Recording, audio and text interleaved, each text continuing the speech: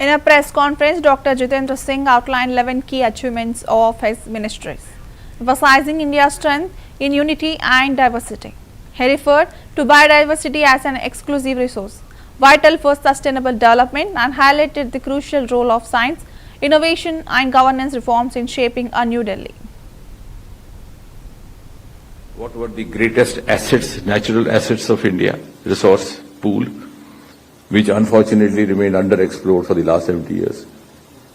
One is biodiversity. We keep saying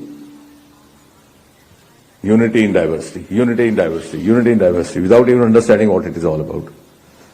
But have we ever made a virtue out of this diversity?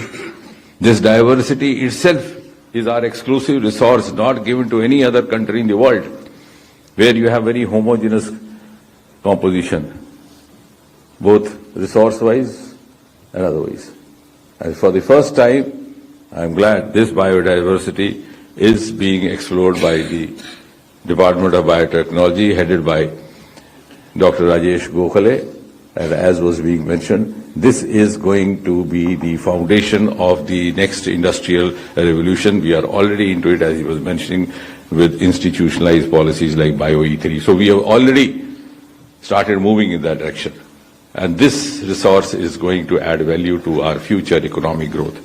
The second factor, the second area which remained underexplored for 7 decades was our ocean resource. We have 11,000 kilometer long coastal area.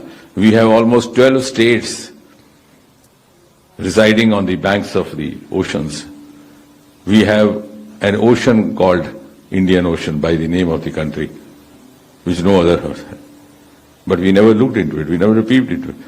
The first time, huge resource of minerals, metals, fisheries.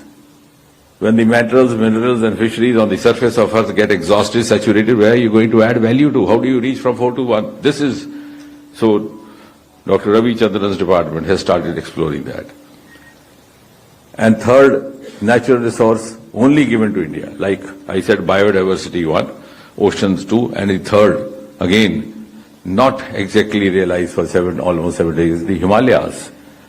And I'm glad Dr. Kalai Selvi's department has started looking into Himalayas. This purple revolution emanating from Himalayas is becoming a new genre of agri-startup.